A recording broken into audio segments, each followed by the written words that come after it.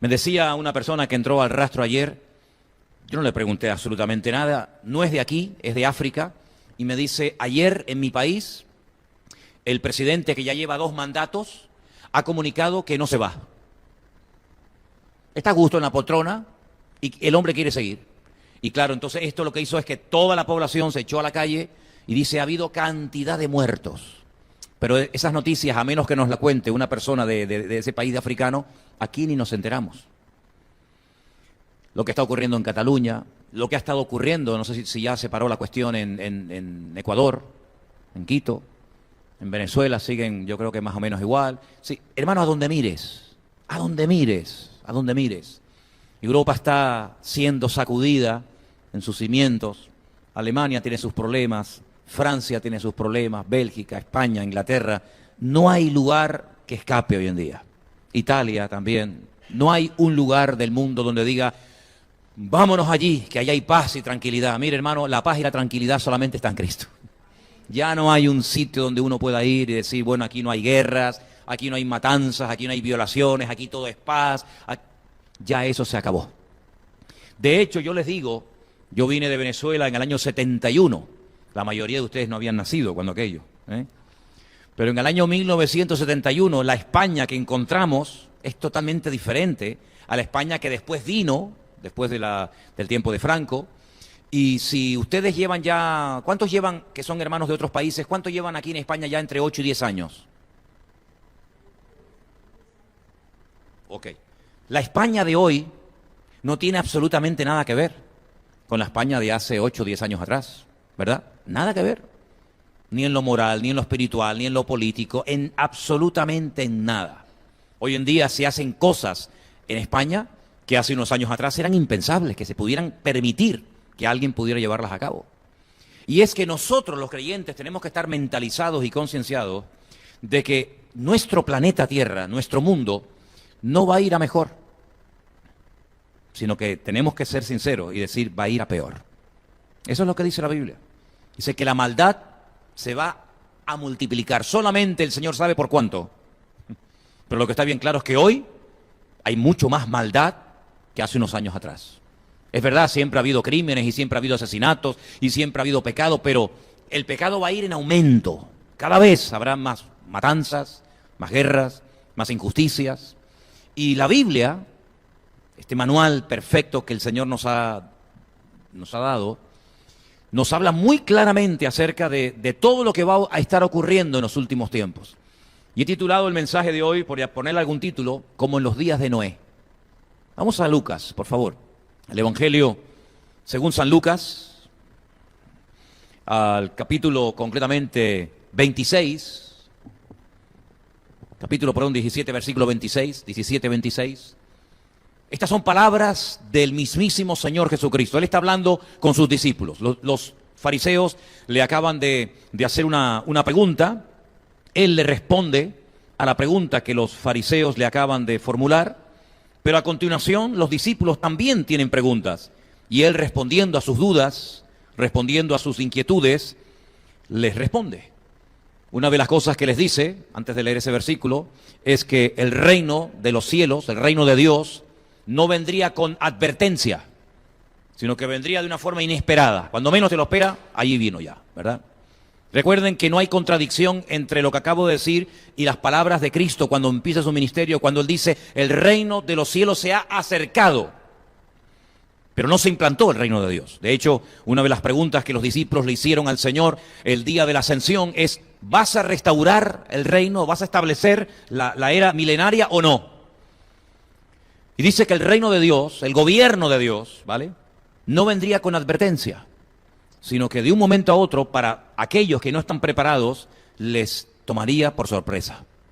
Pero hay detalles, hay datos, hay información muy interesante acerca de lo que va a ocurrir en los últimos tiempos. Y por ejemplo, Jesús dijo, como en los días de Noé, así será también en los días del Hijo del Hombre. Sí, él dice, bueno, antes de mi venida, él se denomina ahí el Hijo del Hombre, ¿vale?, resaltando su naturaleza, porque eso está en el Evangelio de Lucas. Y el Evangelio de Lucas lo que realza de la figura de Jesús no es tanto su parte de rey, su parte mesiánica, sino su parte humana. Por eso él, en ese momento él dice, como el Hijo del Hombre, ¿verdad? No dice como el hijo del rey David, ni mucho menos. Dice que va a ser muy parecido, casi idéntico, a los días de Noé. Después vamos a ver cómo eran los días de Noé. Pero él da algunos datos muy interesantes. Escuchen, comían, no estaban en ayuno como los de Nínive, que dijeron, no se puede comer, tenemos que estar orando y ayunando porque se nos viene una desgracia encima. No, no, comían, bebían, es decir, una vida normal, no pasa nada, no ocurre nada, tranquilo. Comamos, bebamos, se daban en casamiento, esto significa varias cosas, se daban en casamiento, es que hacían negocios, es un eufemismo, hacían negocios, intercambios comerciales, yo te vendo las ovejas, tú me compras las telas, yo te vendo esta mercancía, eso significa, se daban en casamiento, pero también significa el hecho de que planeaban formar familia. Y en aquellos tiempos no es como hoy en día, en aquellos tiempos se unían las familias, llegaban a un acuerdo, se hacía lo que hasta el día de hoy, por lo menos en el mundo religioso judío, se practica, que se llama la ketubá. La ketubá es el contrato matrimonial, ¿sabes? Los judíos ortodoxos, fundamentalmente, tal vez otros también, pero sobre todo los religiosos, hacen un contrato matrimonial que se llama la ketubá, donde el marido se compromete delante de los padres de la chica a una serie de cosas, y si no las cumple, eso tiene carácter legal. Si la novia, o en este caso la esposa, los familiares de la mujer, pueden denunciar frente a las cortes rabínicas el hecho de que el marido no está cumpliendo con la ketubá, la parte económica, la parte, en fin, de lo que sea, ¿no?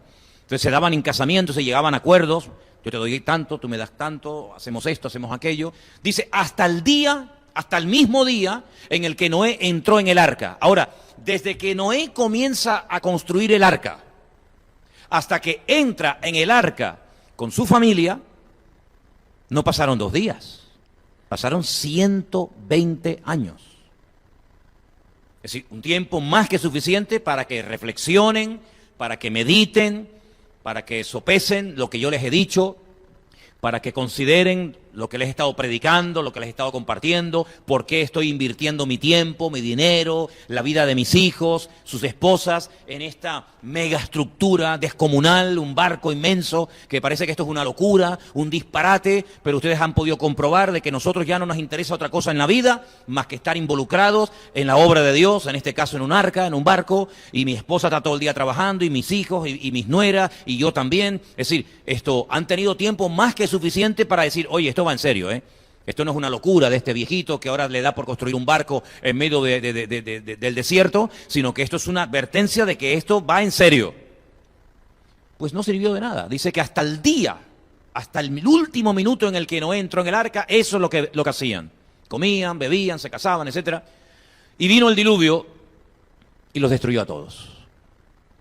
Asimismo sucedió en los días de Lot. Hablamos un poquito de Lot, más que nada de la mujer también el domingo, que dice que comían, bebían, compraban, vendían. ¿Para qué vas a comprar?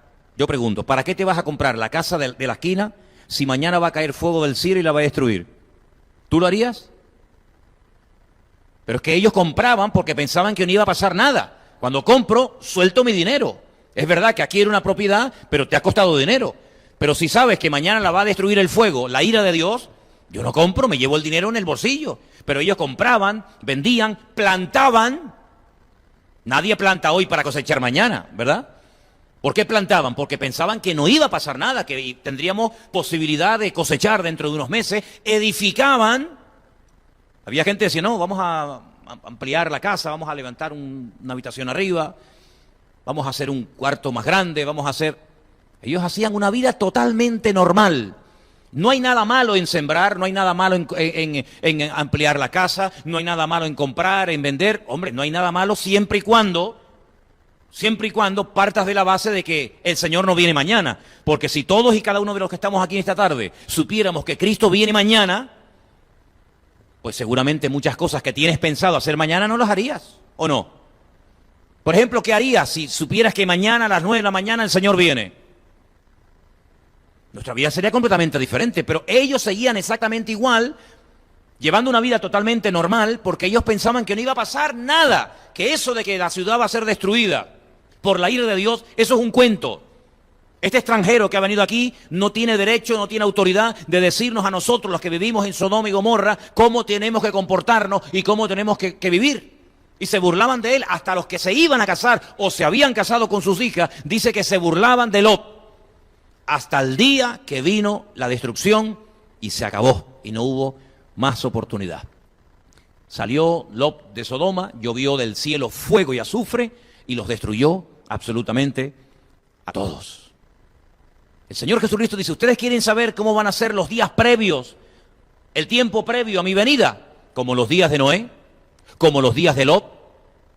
Es decir, la gente no estaba asustada, la gente no estaba atemorizada. Madre mía, que se nos va a destruir la ciudad, que va a caer fuego del cielo, que va a venir un diluvio. La gente estaba relajada, la gente estaba llevando una vida totalmente normal. Es decir, la indiferencia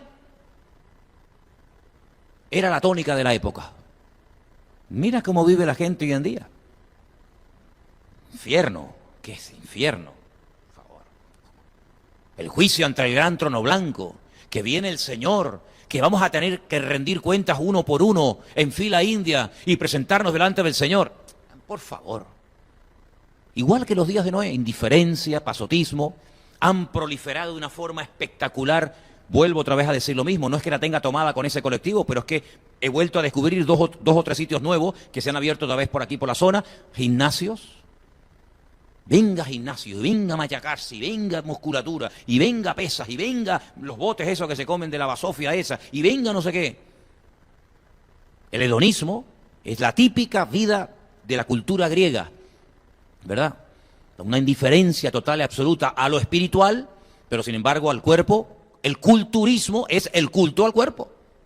El culto al cuerpo se llama culturismo, ¿verdad? Bueno, pues eso es lo que dice la Biblia que va a pasar en los últimos tiempos. Ahora, vamos a ver qué dice la Biblia acerca de los días de Noé.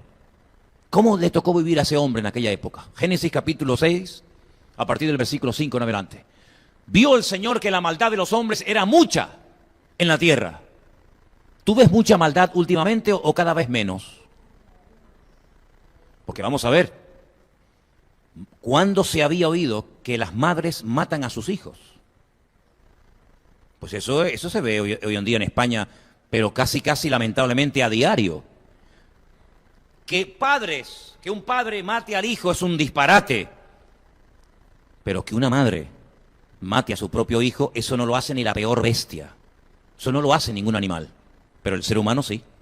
La maldad en aumento. El año pasado se produjeron en el mundo 44 millones de abortos. 44 millones de abortos.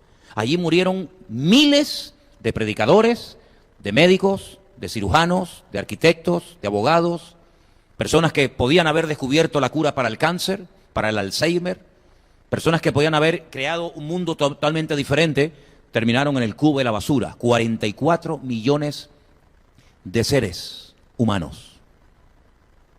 Y no pasó nada, y no pasa nada, porque es una de las señales de los últimos tiempos, que se le da más valor a la vida de una foca, de una morsa, de una ballena, que a la vida del ser humano.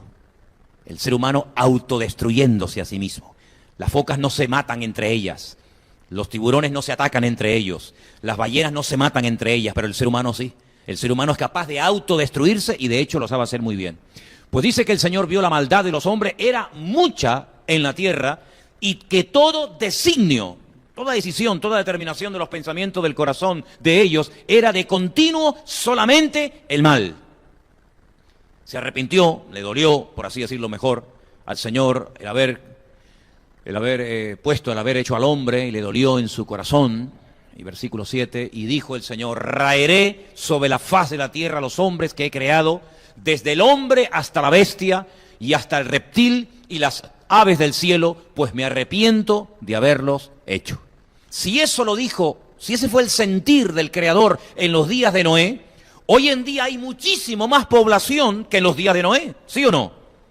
Si con aquella pequeña población de unos cuantos millones de seres humanos, Dios viendo la maldad y viendo la violencia y viendo la agresividad de aquella sociedad, hasta el punto que no le hemos leído, pero Génesis capítulo 6 dice que el mundo espiritual se quiso unir con el mundo natural y ahí hubo una especie de mezcla extraña, ¿no? De engendro entre lo espiritual, lo natural, y salían seres deformes, seres con una estatura descomunal, que decía, bueno, pero ¿esto qué es? No, esto es la unión de lo de arriba con lo de abajo, y Dios dijo, no, se acabó, y dice que aquellos ángeles, aquellos seres caídos, los ató, ¿verdad? Porque son tremendamente destructivos y los tuvo que atar para el día del juicio final, dice la palabra. Imagínate hoy en día. Porque no hay un solo país donde no haya maldad. La maldad está por todas partes. Y lo curioso de todo esto es que durante años, durante siglos, las autoridades, los que tienen el poder de crear, de hacer, de quitar, de poner leyes, pues generalmente, aunque no lo sabían, se basaban en los principios del cristianismo, en los principios de la Biblia, para impedir que se hicieran o se aprobaran leyes injustas o antinatura. Y no eran cristianos, no eran creyentes, no habían leído la palabra de Dios, pero la conciencia, el instinto de supervivencia del hombre guió a muchos gobernantes durante siglos a hacer leyes que de alguna manera protegieran la vida, protegieran los valores, protegieran los principios. Pero la Biblia dice que en los últimos tiempos ocurriría todo lo contrario. Y quiero llevarles a un pasaje de Isaías, capítulo 5, Isaías capítulo 5, del versículo 20 en adelante, y dice, ¡ay de los que a lo malo dicen bueno! Y a lo bueno, malo. Que hacen de la luz tinieblas, y de las tinieblas luz. Que ponen lo amargo por dulce, y lo dulce por amargo. Sí, el mundo al revés. El mundo al revés. ¡Ay de los sabios en sus propios ojos, y de los que son prudentes delante de sí mismos! ¡Ay de los que son valientes para beber vino y hombres fuertes para mezclar bebidas! Los que justifican al impío mediante cohecho, pagando, sobornando a los jueces, y al justo le quitan su derecho. ¿Han visto cómo está la justicia en este país? Es una vergüenza, es un desastre, es un desastre. El malo pasa por bueno y el bueno pasa por malo. Y se premia al delincuente, y cuanto más robe, pues más garantía tiene de poder salir que si robas menos cantidad. Es una cosa de locos, una cosa tremenda. Por tanto, como la lengua del fuego consume el rastrojo y la llama devora la paja, así será su raíz como podredumbre y su flor se desvanecerá como polvo, porque desecharon la ley del Señor de los ejércitos y abominaron la palabra del Santo de Israel. Por esta causa se encendió el furor de Dios contra su pueblo y extendió contra él su mano y le hirió, y se estremecieron los montes y sus cadáveres fueron arrojados en medio de las calles. Con todo esto no ha cesado su furor, sino que todavía su mano está extendida. ¿Qué te parece? Hay de los que tienen la autoridad para cambiar los valores y decirle a los niños, no pasa nada, esto es bonito, esto es bueno.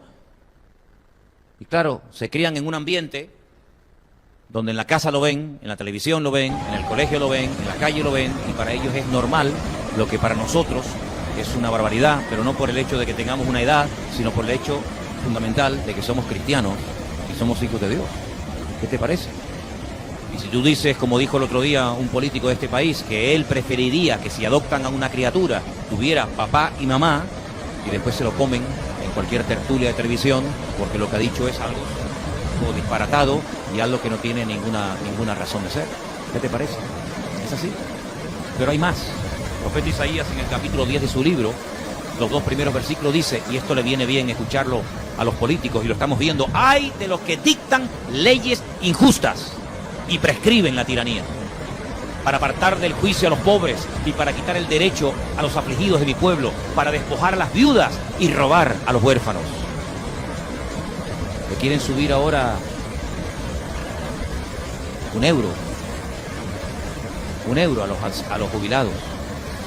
Hay que darles un aplauso al gobierno, porque han sido una gente con tanta generosidad. Subirle un euro a los viejitos al mes es tremendo. Son 12 euros al año, hermano. Son mucho dinero. 12 euros usted va a ganar más al año, ya tiene para un bono o más para la guagua, ¿sí? Para el autobús, para los que me escuchan de fuera de Canarias. ¿Qué le parece? Lo primero que hicieron, o lo primero que hacen la mayoría de los políticos, y ahí sí se ponen todos de acuerdo, es subirse todos el sueldo, porque ganan poco, ganan poquito. Entonces tienen que subirse el sueldo para seguir agarrados a la poltrona y seguir pegándose la gran vida.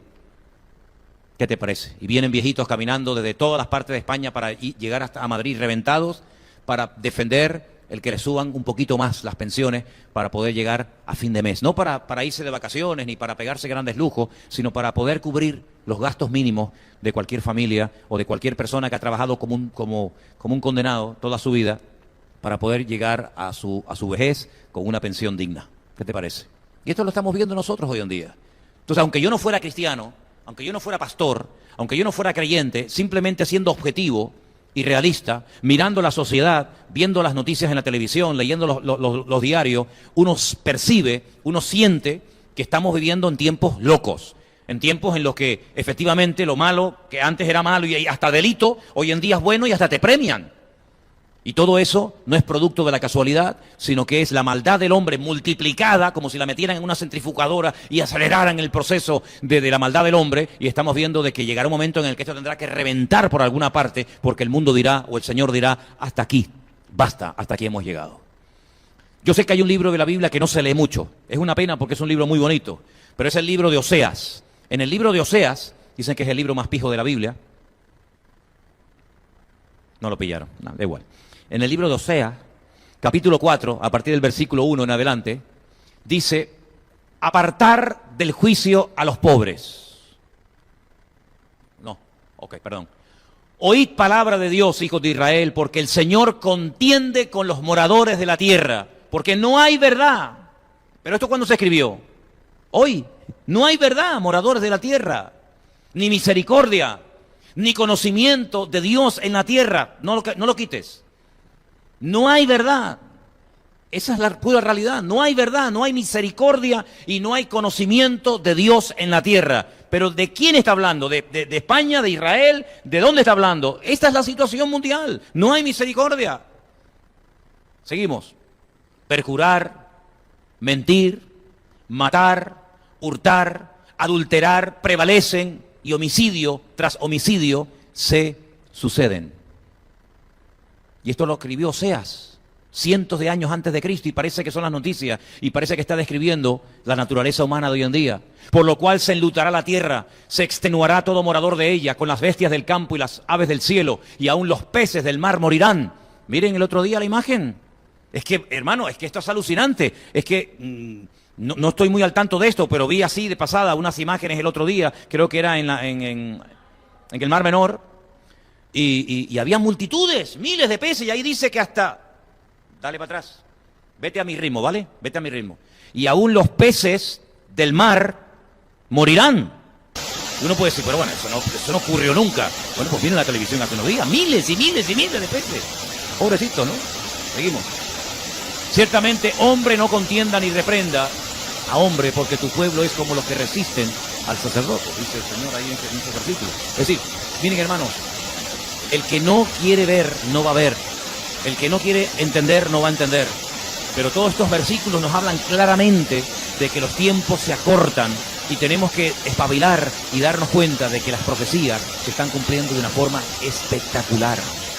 Y uno puede decir, bueno, puede ser que profeticen huracanes, cataclismos, plagas, etcétera, pero ¿cómo puedes tú describir el carácter, la naturaleza del ser humano con 2000 años de antelación? Eso es prácticamente imposible.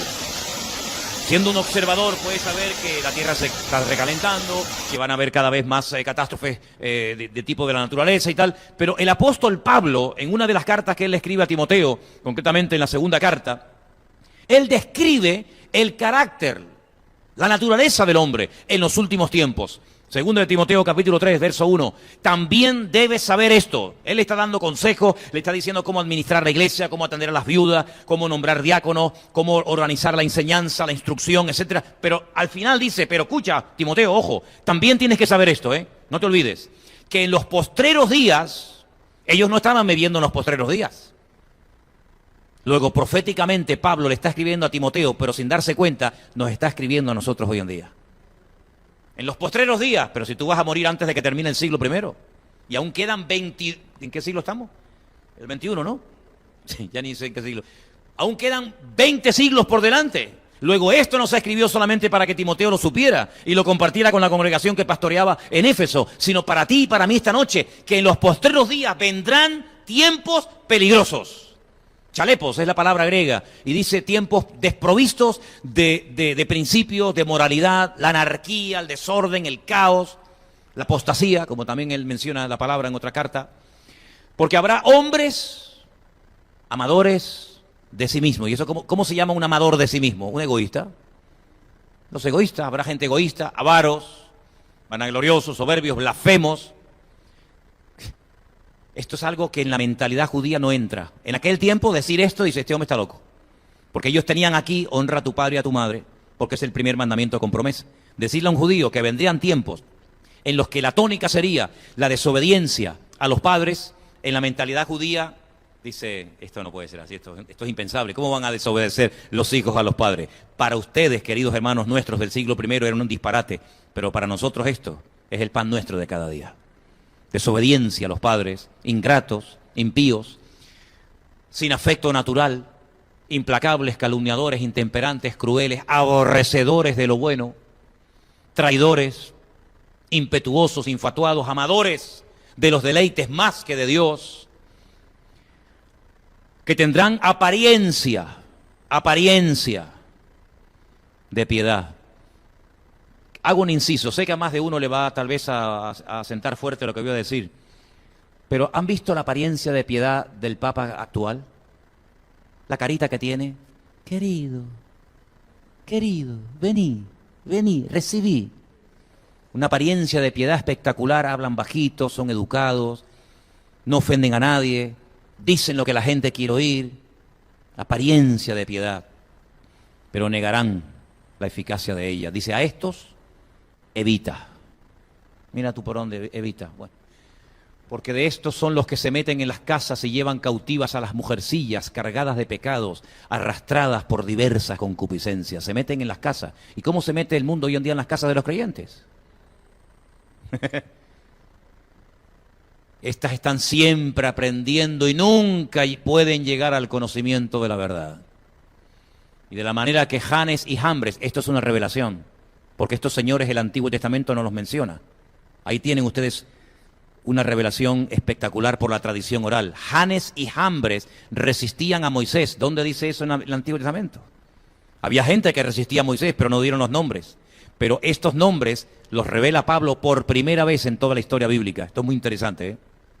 Estos resistieron a Moisés, también resisten a la verdad. Hombres corruptos de entendimiento, réprobos en cuanto a la fe, no irán más adelante porque su insensatez será manifiesta a todos, como también lo fue la de aquellos. Y vamos a dejarlo ahí porque es un capítulo muy largo. Pero lo que vamos a ver en los últimos tiempos son contradicciones. Por ejemplo, hay un momento en la historia en la que Dios le habla a un hombre y lo manda a una ciudad muy grande llamada Nínive para que le advierta de que va a ser destruida en menos de mes y medio. Y cuando él llega a esa ciudad, después de todas las luchas personales por las cuales tuvo que pasar, la Biblia dice que desde el más pequeño hasta el más grande, todos se arrepintieron y todos se humillaron delante de Dios, y Dios perdonó a una ciudad entera, que no estaba en el territorio de Israel, estaba en Nínive. Se arrepintió toda la ciudad y la ciudad fue perdonada. Claro, también sabemos que 120 años más tarde fue destruida. Pero por lo menos en el tiempo de Jonás, la ciudad de Nínive se arrepintió. Pero eso no pasó con Noé. Y tampoco con Cristo. Y tampoco con nosotros hoy en día. Parece mentira cómo el hombre se ha ido endureciendo. Y aquí en este país, me parece que si no me equivoco, ya hay 3 o 4 casos de hombres nacidos aquí en España, de este país. No recuerdo exactamente bien la palabra, pero voy a decir lo que hacen, aunque seguramente algunos de ustedes saben cómo se llama, que comen carne humana. Sí, no, pero aparte de caníbal, hay una palabra, antropomórfagos, ¿puede ser? Antropomórfagos, son los que comen carne humana. Hoy hablaban en la radio del más famoso, que lo pillaron en los años 90 y pico, y ha hecho unas declaraciones de qué partes se comía, qué partes no se podían comer, cómo sabía esta parte, cómo sabía la otra, etcétera, etcétera, etcétera. Y tú dices, ¿pero de dónde estamos hablando? ¿De Guinea, Papúa? ¿Estamos hablando de alguna isla perdida de ahí del Pacífico? ¿O de qué estamos hablando? No, de gente aquí, nacida aquí. ¿Qué te parece? Sí, un mundo de locos. Ahora, nosotros que ya tenemos, digamos, una edad y unos principios, y y tenemos un pasado, podemos comparar esta sociedad, estos tiempos, con los tiempos de hace años atrás, ¿verdad? Pero, ¿y estos niños que corretean en la iglesia y están en la escuela dominical y en la guardería en este momento, qué punto de referencia tienen? En televisión ven que la homosexualidad, el lesbianismo, el hombre con hombre, mujer con mujer, eso ya es algo normal. Ellos lo ven en el colegio, lo ven en la televisión, lo ven por todas partes. Si muchos de los niños hoy en día, que es así, no tienen un punto de referencia porque no se congregan, no van a iglesia, no tienen maestro dominical, no tienen padres creyentes, a lo mejor su familia es un desastre, dentro de 8 o 10 años, este país será un país de salvajes, como ya lo está haciendo. Como ya lo está haciendo. Nosotros podemos decir, no, eso no se hace, eso no se dice, eso no se toca, eso no está bien. Pero hay niños que cuando vienen de la escuela le dicen a su padre, el maestro le dio un beso a otro profesor. Y dice, no, eso no se puede hacer. Sí, yo lo vi. Y colegios donde le enseñan a los niños cómo se hace una boda entre dos niños o entre dos niñas, y los están tratando de desprogramar. Y están tratando de decirle a nuestros hijos, bueno, en el caso de los que tengan hijos en edad escolar, cómo tienen que creer, cómo tienen que pensar, cómo tienen que comportarse. Menos mal que los hijos de ustedes, los niños pequeños sobre todo, tienen una escuela dominical, tienen unos padres convertidos, tienen un punto de referencia que va en contra de la norma. Pero ¿y los millones y millones de niños de este país, donde la palabra Dios o el nombre de Dios ha desaparecido, donde intentan descristianizar a España y a Europa desesperadamente? ¿Qué punto de referencia van a tener esas criaturas? Ninguno. Por eso, ¿cómo no va a ir la maldad en aumento? Si ya mencionar en un bar, en una cafetería, hasta en la misma familia, la palabra Jesucristo, la palabra pecado, la palabra infierno, la palabra, no sé, sangre, etcétera, ya es como chocante, ¿no? Tú puedes hablar en tu familia de lo que tú quieras, puedes hablar del rey, del presidente, del fútbol, de lo que tú quieras, pero en el momento en el que en tu familia, o entre tus amigos, o entre tu compañero de trabajo, mencionas la palabra Biblia, pecado, infierno, de Jesucristo, etcétera, automáticamente la cara a la gente le cambia, se transforma, porque dicen, tú estás loca, tú estás loco. Sí. Me decía una hermana esta tarde que por hacer unos cursos como los que estamos ofreciendo en la iglesia, a los que quieran hacerlo, pues la tilda de loca. Es decir, que por estudiar la Biblia, porque quiero hacerlo, yo soy una loca o un loco. Pero tú por hacer lo que quieras, tú no eres loco. ¿Te das cuenta? Cómo hay una especie de obligación de pensar, de creer, de vivir y de actuar como otros dicen que tenemos que hacerlo. Pero ¿saben qué? Nosotros tenemos la palabra de Dios, que para muchos no sirve para nada, que para muchos no tiene ninguna autoridad, pero que para nosotros la tiene toda. Y creemos que los principios de la palabra de Dios no caducan con el tiempo. Como dije el otro día, y aquí ha habido un debate, y yo no voy a entrar en esto, pero durante mucho tiempo, hasta los rabinos de Israel, han estado en lucha diciendo, bueno, cuando se destruyó, solamente a modo de reflexión, cuando se destruyó el primer templo de Jerusalén, que no había sinagogas, porque no existían las sinagogas en aquel tiempo, hasta la reconstrucción del segundo templo, no había sinagogas, no había casas de estudio bíblico, no había posibilidad de hacer sacrificios. ¿Cómo logró sobrevivir y mantenerse fiel a Dios ese pueblo entre el primer y el segundo templo? Porque cuando se destruyó el segundo, sí había sinagogas. Comenzaron con el tema del Talmud y de la tradición oral y todo eso. Entonces algunos rabinos dijeron, bueno, no hace falta sacrificios porque al no darse las circunstancias para ofrecer los sacrificios, se puede vivir tu relación con Dios de otra manera. Y otros decían, de eso nada. El que no se puedan hacer sacrificios no significa que hayan quedado anulados. ¿Me explico? Ahora, si nosotros cogemos la Biblia y decimos, bueno, eso de no hacer esto o de no hacer aquello, eso tiene que ver con el tiempo. ¿Eso tiene que ver con la circunstancia, con el país, con el lugar? ¿O eso es un mandamiento eterno que no caduca? Porque ya sé que en algunos países es normal ciertas y determinadas cosas. Incluso hasta lo premian y no es delito. Y a lo mejor eso que tú haces en tu país, lo haces en otro país y es un delito y está mal visto. Pero nosotros no vivimos según el país, ni vivimos según el tiempo. Porque también era normal en Francia, por ejemplo, obligar a la gente a que vieran cómo le cortaban la cabeza en la guillotina a los que iban a matar. Y también fue normal un tiempo en España llevar a la gente a las plazas para ver cómo quemaban a los protestantes. Pero somos nosotros como la gente del mundo que se va adaptando como el camaleón a los tiempos, a las modas, a las tradiciones, o somos como tenemos que ser, que mantenemos el principio y la enseñanza a pesar del tiempo y del lugar. ¿Está la Biblia sujeta a la moda? O en todo caso la moda y la tradición tiene que estar sujeta a la palabra. ¿Es al revés, sí o no? Pues eso es lo que tenemos que tener lo suficientemente claro. Y tengo que decir que lamentablemente no todos los creyentes lo tienen así de claro. Me acuerdo conversaciones que he mantenido con hermanos en otros lugares, por ejemplo, me viene a la cabeza Israel, en los que había hermanos que le decían, pero pastor, ¿cómo vamos a traer a una persona del mundo? Cuando digo del mundo, también somos del mundo, pero me entendéis, ¿verdad? ¿Cómo vamos a traer, a un inconverso, un famoso cantante de rap, a la iglesia, para que cante qué? ¿Y a quién le va a cantar? Y esto no es meter a la iglesia, no es meter al mundo en la iglesia.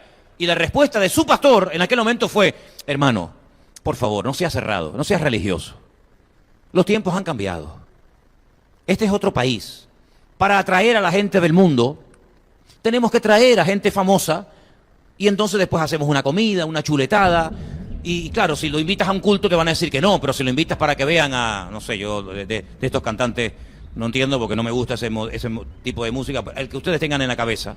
Entonces sí van a venir, pero ¿van a venir a qué? ¿A qué van a venir?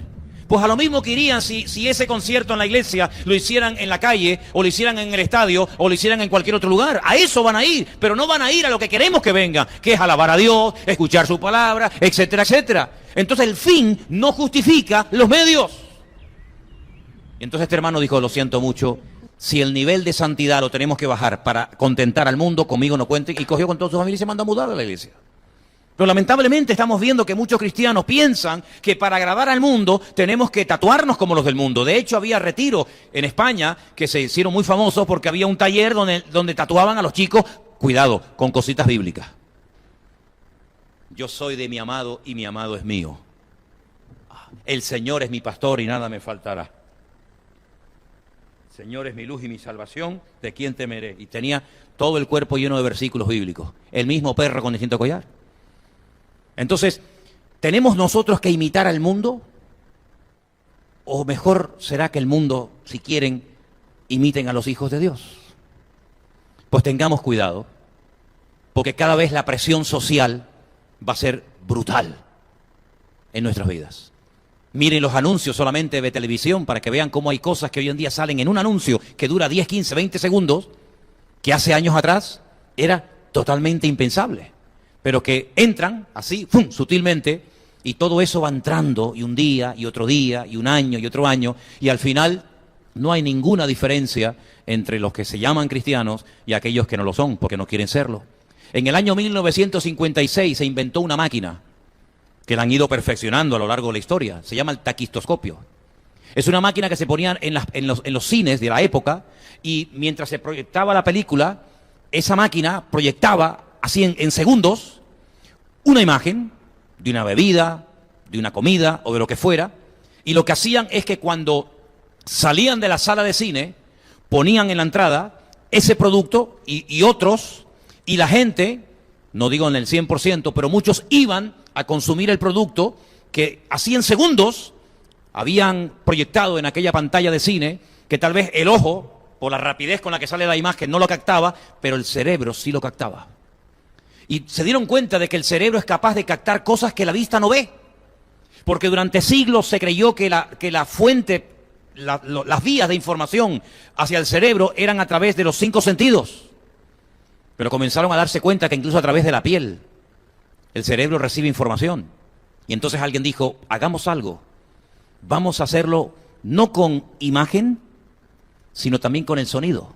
Y comenzaron a manipular las grabaciones en los estudios de grabación, y comenzaron a poner sonidos, y comenzaron a poner ruidos, y comenzaron a poner mensajes que no entraban de una forma, por decirlo de una forma que se entienda, de una forma convencional o en una línea directa al cerebro, sino que entraban de una forma invertida, pero que el cerebro las captaba y manipulaba las conciencias y el comportamiento de la gente.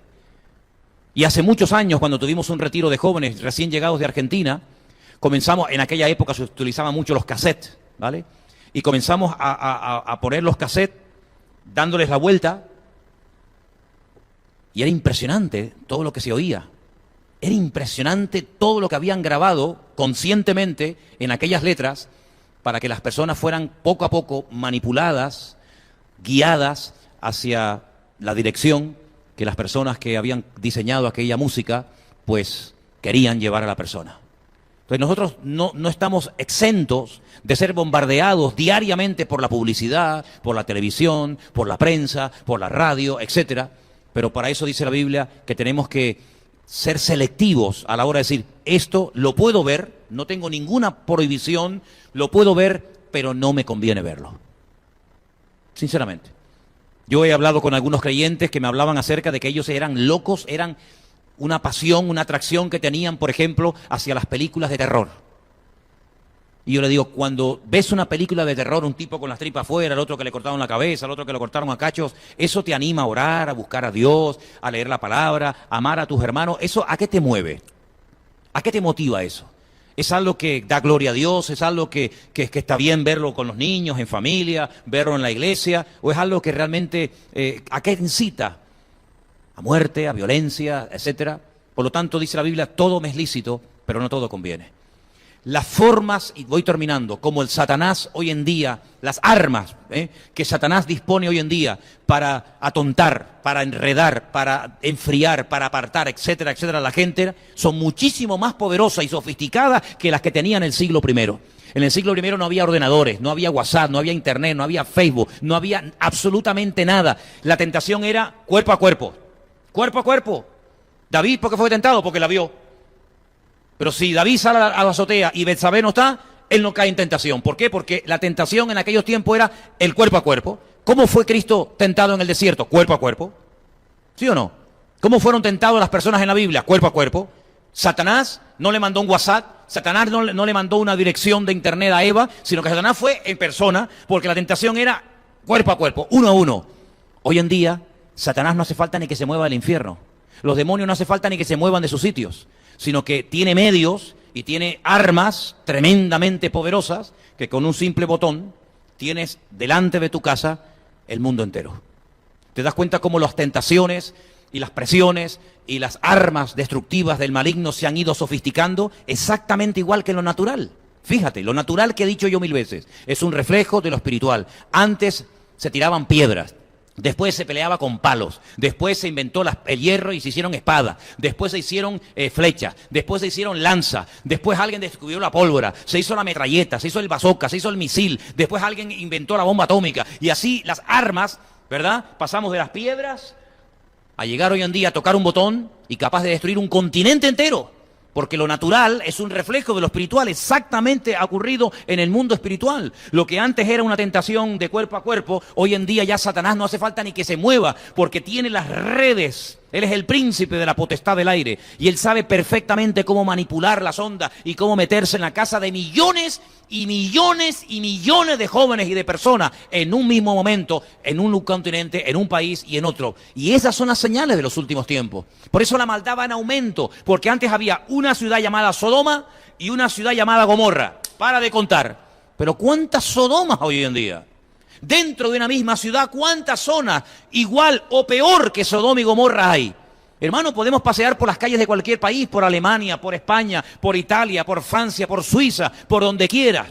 Y te encuentras que la maldad es como que se ha multiplicado de una forma tremenda. Y eso es lo que dijo el Señor, que esa presión espiritual va a causar, y es una palabra que dijo el Señor, esto va a traer tal ambiente de claustrofobia, tal ambiente de presión que dice que algunos se enfriarán. Dice, ya no aguanto más, esto es terrible, es que ya no hay nada que ver en televisión, y dice que el amor de muchos se enfriará. ¿Cuántos han hecho, y no lo digo por los hermanos que fielmente nos siguen a nosotros y que nos han dicho, mire, ustedes son de bendición y ustedes son nuestra iglesia? No lo digo a esos hermanos, pero ¿cuántos creyentes ya no quieren ir? No quieren ir, no es que no puedan porque no hay. No quieren ir a las iglesias porque se quedan en casa y es más cómodo ver un culto, ¿verdad? En casa, y cuando no te gusta apagas la televisión o el ordenador y ves otra cosa. tenemos que tener sumo cuidado, porque así como el diablo ha ido sofisticando y ampliando su radio de acción y sus armas son múltiples y variadas, nosotros, gracias al Señor, no tenemos que inventar nada nuevo, porque las armas de nuestra milicia no son carnales, pero siguen siendo igual de poderosas que hace 2000 años. Tenemos la palabra, tenemos el nombre de Cristo, tenemos la oración, tenemos la comunión con los hermanos, tenemos las mismas armas que a nosotros siempre nos han funcionado. El diablo tiene que ir renovándose en cuanto a la maldad. El diablo tiene que ir inventando. Dice que habrá hasta inventores de males. Ahora que inventamos, ahora que inventamos, ahora que hacemos. Pero el Señor no tiene que inventar nada, porque lo que le funcionaba a Pablo en el siglo I es lo que le funcionó a nuestros hermanos en la Edad Media y es lo que nos va a funcionar a nosotros hoy en día, porque Él es el mismo ayer, hoy y por los siglos. ¿Cuántos dicen amén? Si nos agarramos a la palabra, vamos a poder pasar por el diluvio sin mojarnos. Quédate con esa palabra. Noé pasó por el diluvio y yo creo que la iglesia pasará por parte del diluvio. Pero Noé no se mojó. Mientras todos morían fuera, Noé estaba protegido por la mano del Señor. Así que vamos a orar en esta tarde para que la gracia y la misericordia de Dios nos guarden.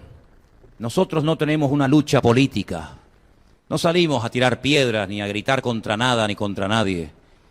Si el tiempo que pierden algunos en esas batallas humanas, al fin y al cabo, lo invirtieran de rodillas delante de la presencia de Dios, qué diferente sería. Me da tristeza cuando hay creyentes que comienzan a apoyar causas humanas, cuando nosotros tenemos una causa con mayúscula, y es la causa de Cristo y la causa del Evangelio.